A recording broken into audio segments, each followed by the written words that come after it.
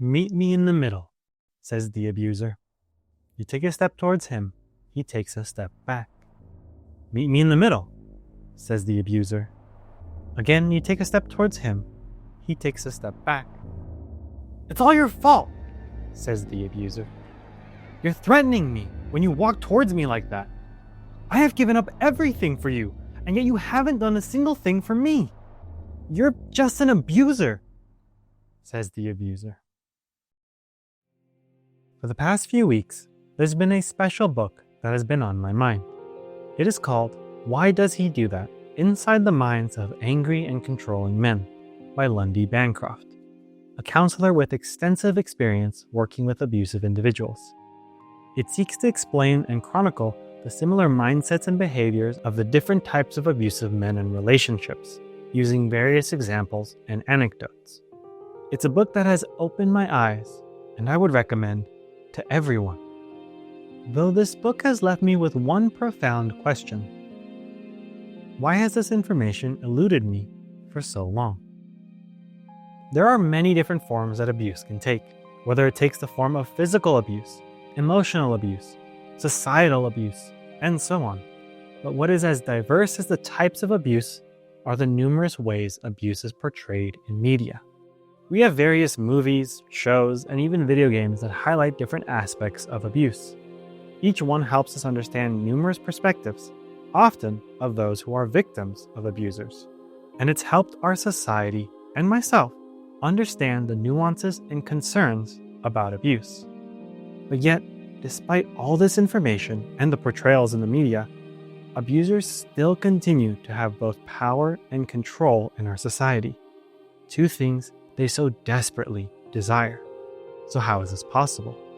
How do abusers still continue to gain while so many others lose? One idea is that abuse has been made out to be an extremely convoluted topic, when it shouldn't be.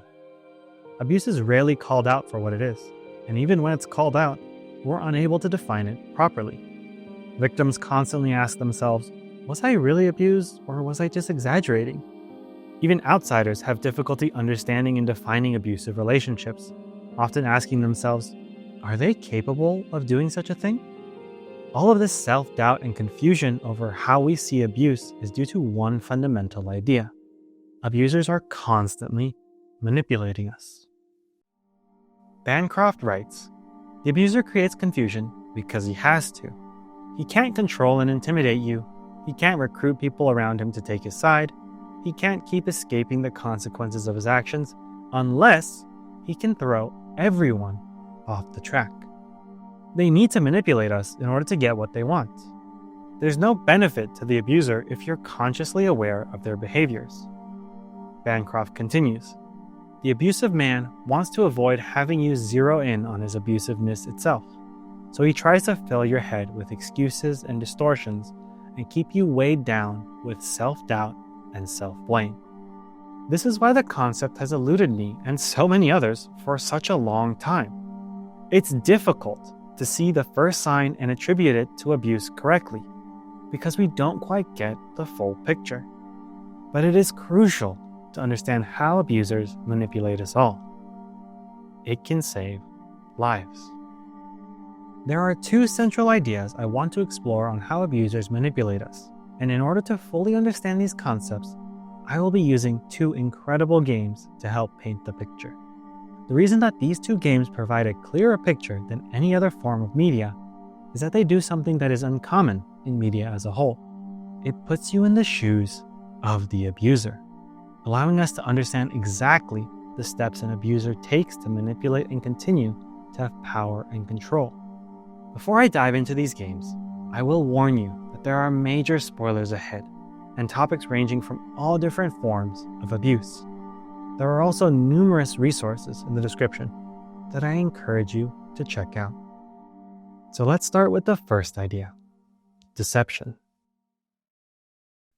The abuser's inner world is the only thing that matters. In Silent Hill 2, you play as James Sunderland, a seemingly depressed man carrying on after his wife passed away 3 years ago from a terminal illness. In a strange turn of events, James receives a letter from his late wife, Mary, that claims she is waiting for him in their special place of Silent Hill, which prompts James to visit the town once again. Silent Hill 2 is one of the most influential horror games of all time, primarily serving a cryptic story wrapped up in the horrifying imagery of a town enshrouded by fog, accompanied with terrifying corridors of apartment buildings, hospitals, prisons, and more. Navigating these areas infested with monstrous creatures while meeting a small cast of characters serves as a vessel to bring the shocking truth about Mary to light. In the final acts of the game, we, and for some reason, James, learn that his wife was not killed by her sickness, but by James himself, who laments his actions and hatred of his diseased wife. This revelation may come as a shock to many players, but to James, it doesn't seem like a shock at all, but more of an acceptance of his own nature. This begs the question, did Silent Hill 2 and James manipulate us? Throughout the game, the monstrous imagery and deterioration of locations are a machination developed by James himself to serve as self-punishment for the crime he committed. Monsters such as the lying figures, who were constructed as manifestations of Mary's sickness, the mannequins, who were constructed as manifestations of James's sexuality during Mary's hospitalization, and even Pyramid Head, who was constructed for James's desire for punishment and symbolized his own twisted nature, are littered throughout every location. Surely with such monstrous depictions of one's inner turmoil, anyone would be able to determine that James was a villain and an abuser. But somehow, we don't instantly label him as an abuser, and people often feel conflicted about the game's events and behaviors displayed in the game, as well as his final decision to end Mary's life. Why? There's something deceptive and manipulative in the way that Silent Hill 2 constructs its narrative. It wants us to feel sorry for James and constantly showcases the deep remorse and guilt that he harbors. But at the same time, it wants you to understand that James is still a good person. For example, when Laura hands James her own letter from Mary, it reads, Laura, about James. I know you hate him because you think he isn't nice to me, but please, give him a chance. It's true, he can be a little surly sometimes, and he doesn't laugh much. But underneath, he's a really sweet person. The game is telling us that Mary, the victim of James's abuse and murder, thought of James as a good person, that she loved who he was in the end. The game wants us to know that it is difficult and heartbreaking to watch your loved one wither away from a sickness, and understandably, James's feelings and actions were complex. There's no easy way to handle the grief and loss of what you once had with the love of your life. And the letter leads you to believe his anger came from a combination of emotional exhaustion and the overwhelming grief of watching someone he loved deteriorate. You may even feel that the game wants you to believe the nuance of good people can do really bad things. But there's something flawed in Mary's letter and her representation of her loving husband. It's not hers. In the same way that Silent Hill 2 constructs a deceptive look into remorse and guilt, James constructs everything we see and experience in Silent Hill. This is highlighted in Angela's final scene, when James finally views how Angela perceives the world. As a victim of severe physical, emotional, and sexual abuse by her father, she believes her suffering and personal hell is what she deserves. James remarks, "It's hot as hell in here." becoming aware of the hell that Angela has created for herself. This is a sign that the world we experience with James is solely constructed with his own perceptions and ideas, because it is different from the hell Angela creates for herself. For me, it's always like this. Therefore, everything that is presented to us in Silent Hill 2 could be seen as a deception of what James wants to experience and show us. This is why if we assume Laura to be a real individual and not another manifestation by James, we don't hear her own words for Mary's letter.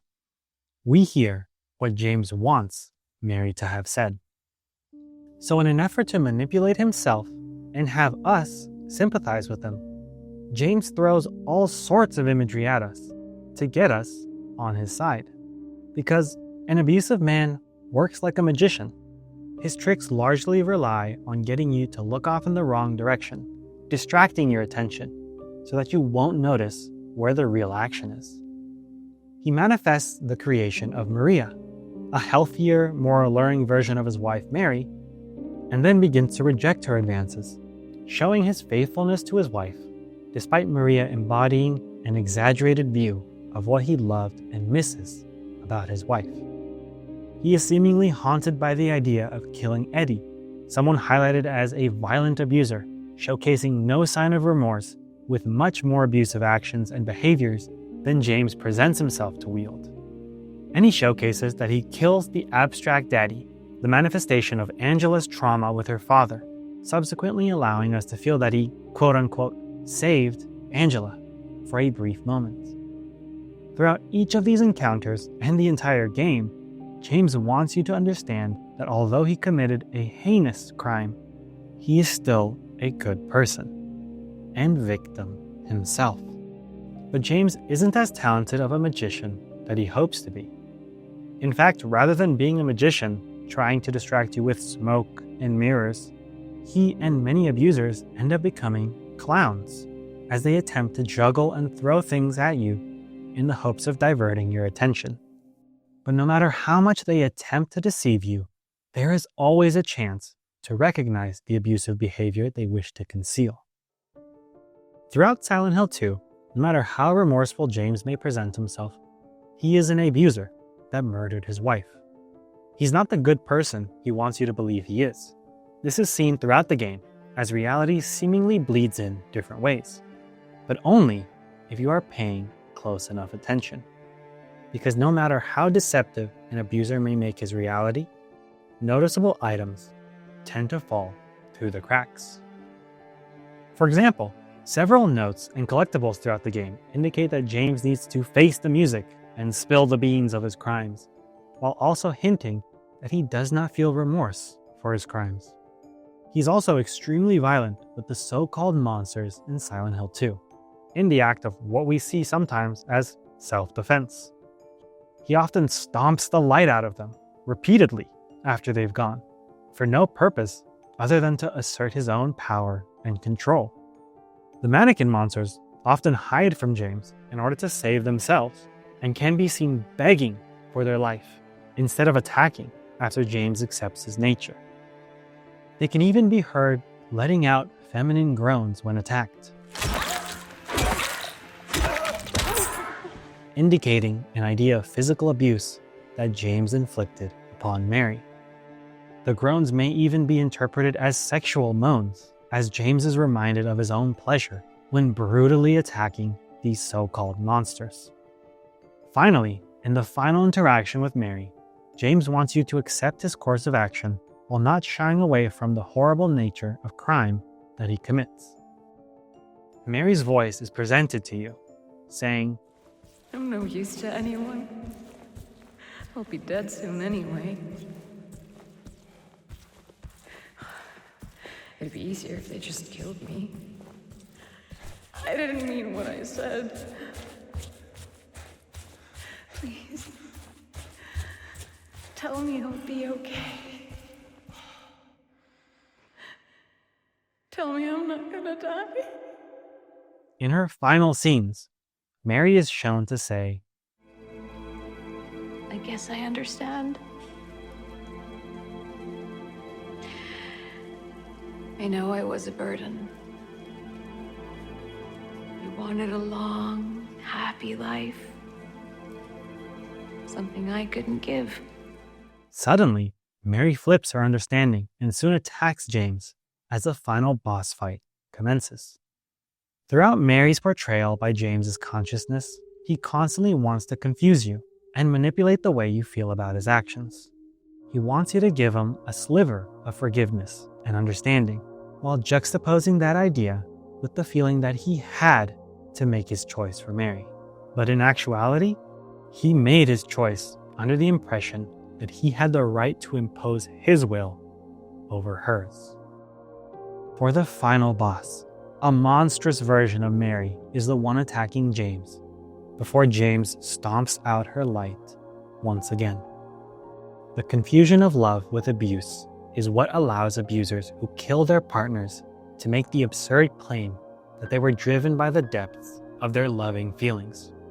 The news media, regrettably, often accepts the aggressors' view of these acts, describing them as crimes of passion. But what could more thoroughly prove that a man did not love his partner?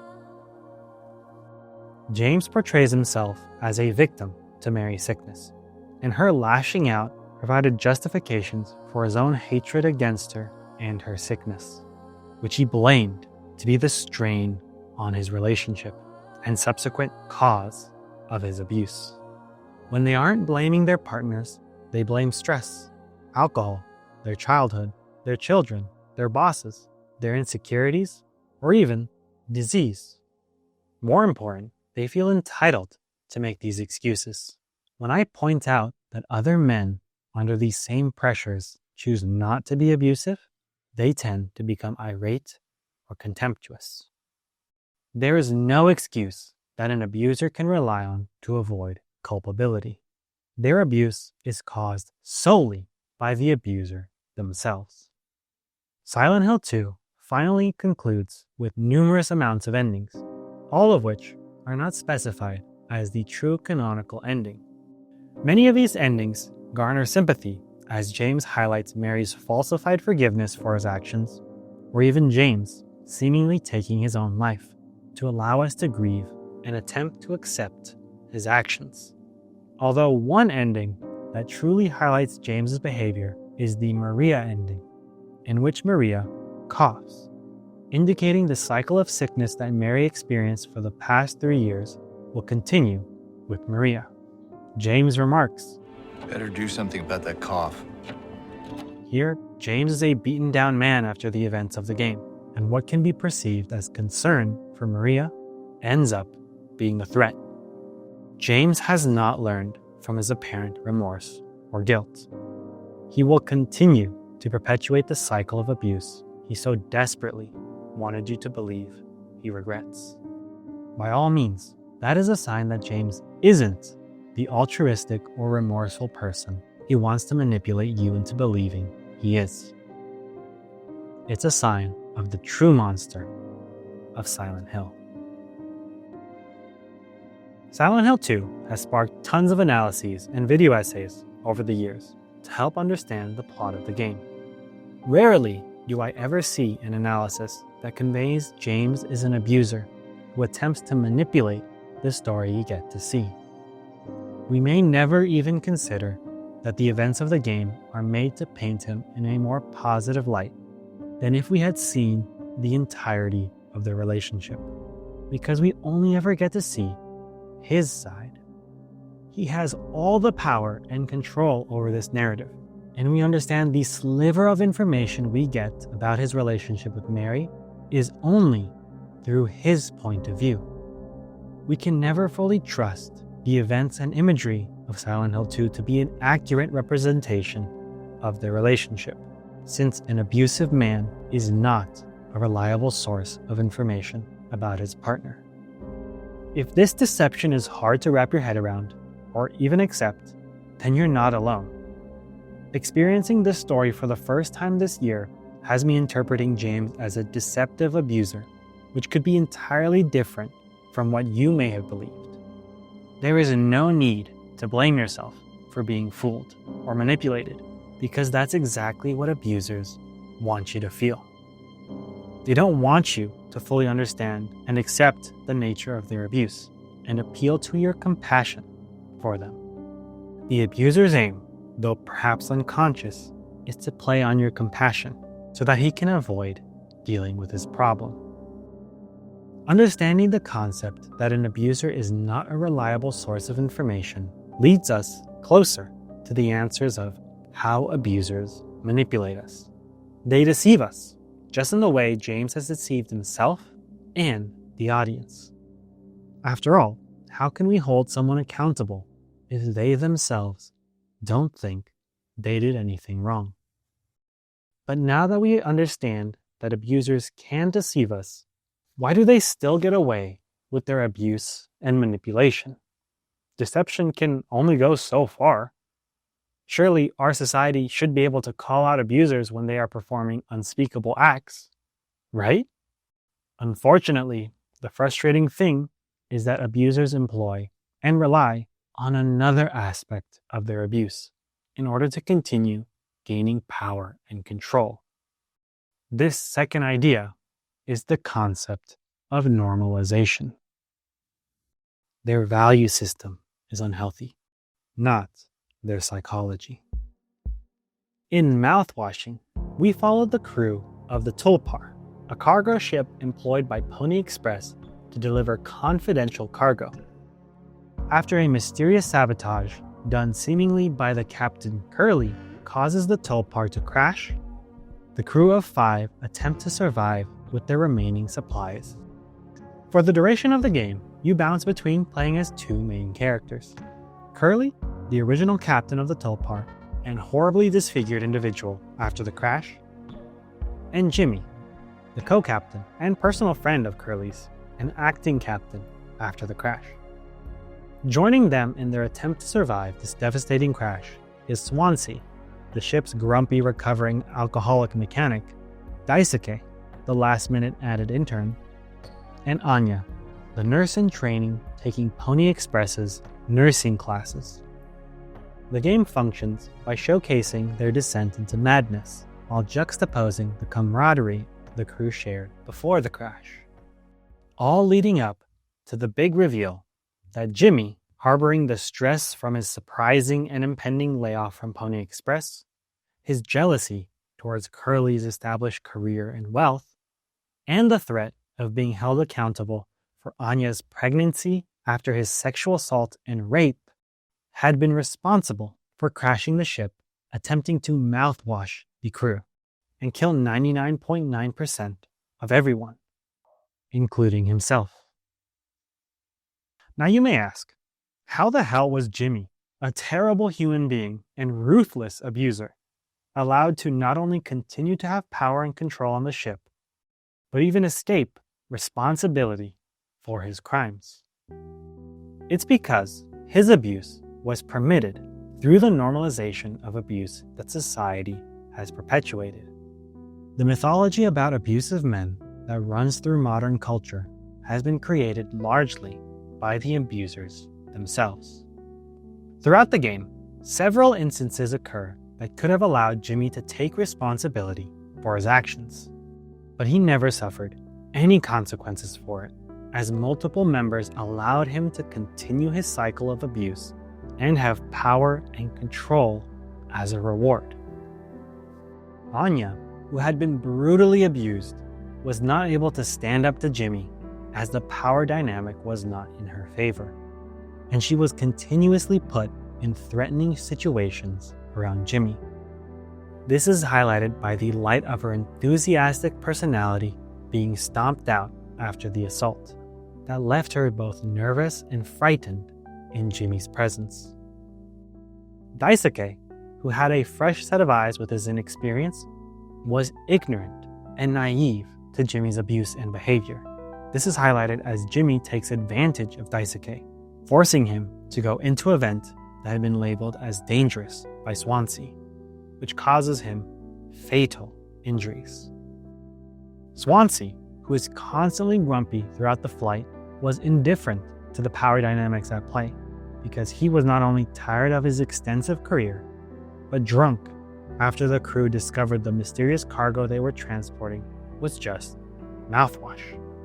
This is highlighted that had Swansea been firmer and less drunk, several instances where Jimmy manipulated the crew may not have happened.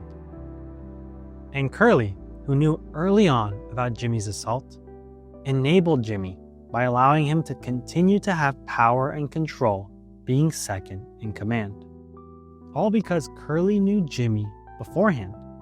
And there was no way Jimmy, in Curly's eyes, could be a bad guy, or even an abuser. Curly was deceived into thinking Jimmy was a good person, all because of the normalization that abusive behaviors and violence coming from a guy like Jimmy was acceptable. Jimmy had ambition, but was struggling under the weight of capitalism. He wanted to climb the corporate ladder and be at a position as esteemed and lucrative as Curly. But he became a victim of Pony Express's greed, as they destroyed his corporate ladder and the chance for him to reach Curly's stature. Jimmy was suffering at the hands of greed, while carrying the weight of his own empty, greedy hands. An abusive man may embellish his childhood or any suffering once he discovers that it helps him escape responsibility. Jimmy felt entitled to the power and control that society had promised him as a man, so much so that he abused a woman to make himself feel more powerful than he was, and feel like he had control over something else in his life. The disrespect that abusive men so often direct toward women in general tends to be born of their cultural values and conditioning rather than personal experiences of being victimized by women. Some abusive men use the excuse that their behavior is a response to such victimization because they want to be able to make women responsible for men's abuse. He then feels frustrated at Anya because of her lack of nursing degree. In Jimmy's eyes, Anya was inferior in numerous ways, from her gender to her career, while Daisuke and Swansea were inferior since they weren't as powerful as he was. Only Curly wielded more power, but as soon as he was incapacitated, Jimmy took advantage of the situation and abused his own power. All because of the hierarchy of power that Jimmy had adopted into his values, and the normalization of abuse that the crew and society allows a man like Jimmy to perpetuate. And as Jimmy collects more and more power and control, he only wants more and more. An abusive man expects catering, and the more positive attention he receives, the more he demands. He never reaches a point where he is satisfied, where he has been given enough. Rather, he gets used to the luxurious treatment he is receiving, and soon escalates his demands. As Jimmy is feeling that he is losing power and control, he crashes the ship, dooming everyone else to take responsibility for Jimmy's action.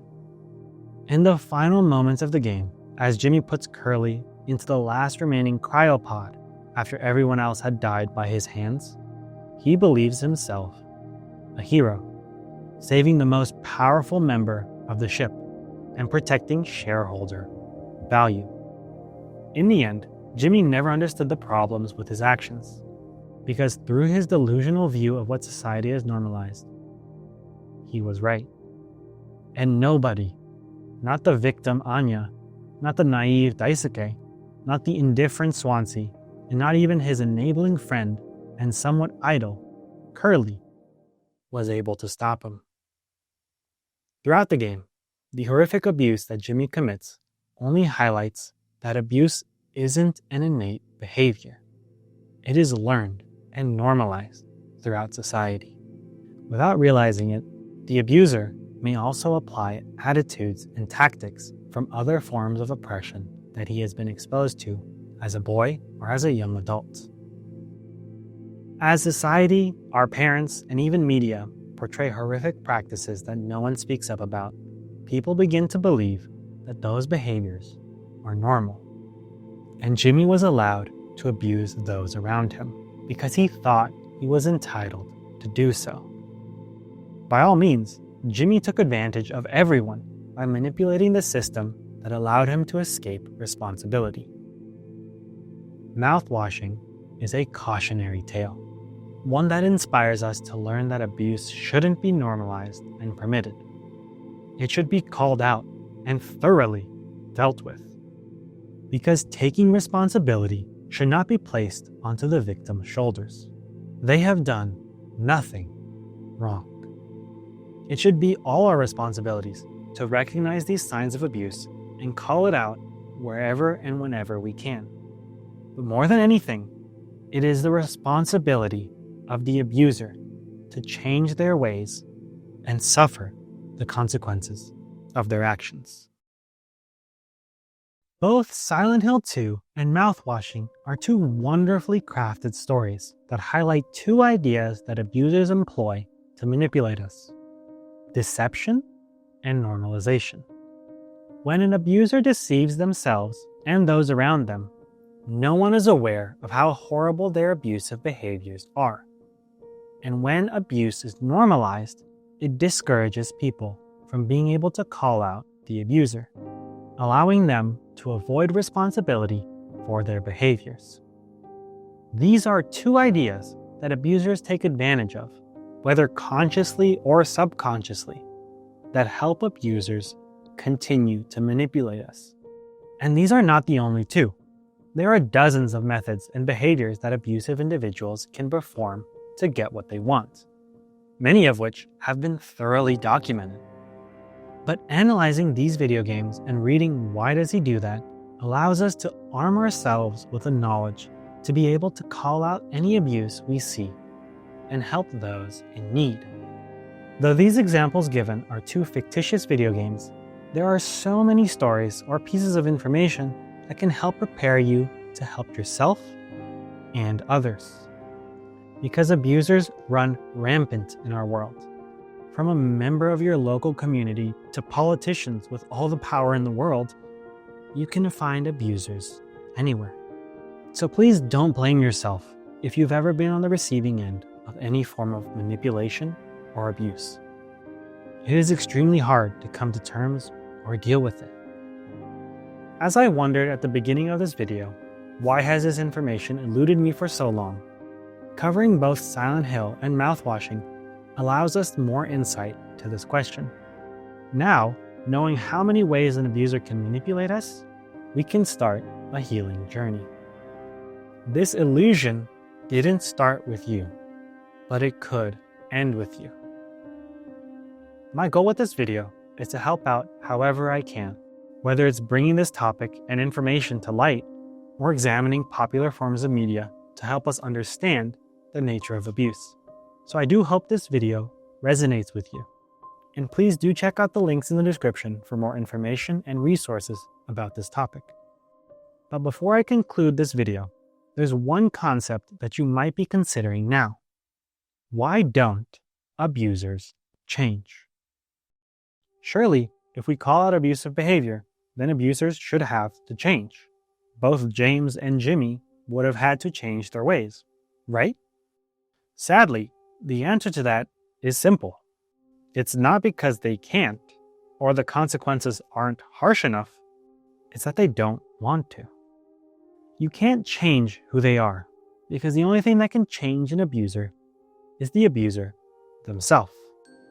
The first challenge with an abusive man is to motivate him to work on himself, because he becomes attached to the many rewards that his controlling and intimidating behaviors bring him. He is highly reluctant to make significant changes in his way of operating in a relationship. There are too many benefits that society has allotted abusers for their behaviors, and abusers will continue to find ways to deceive us, normalize their behaviors, and manipulate us to keep reaping their rewards. Now, I truly believe that everyone can change, but change is not easy. There are so many steps involved, and changing your fundamental beliefs is a difficult process. You'd be changing every bit of yourself to become a better person. And the worst part about change, when it comes to manipulative abusers, is that abusers can turn their manipulative skills to creating an appearance of change. So don't be fooled, and realize that though change is hard, it is not impossible. And you should never go through this alone. Definitely check out the book, Why Does He Do That? Inside the Minds of Angry and Controlling Men, which details much more than I have covered, as well as topics about helping abusers change and helping those who are abused. Also, please reach out to those you can rely on and find programs and supports that can help. The way we move forward is never alone, but together. So I do hope that you recognize just how important you are and how there's help in every corner, whether it's helping others or yourself. Thank you so much for watching.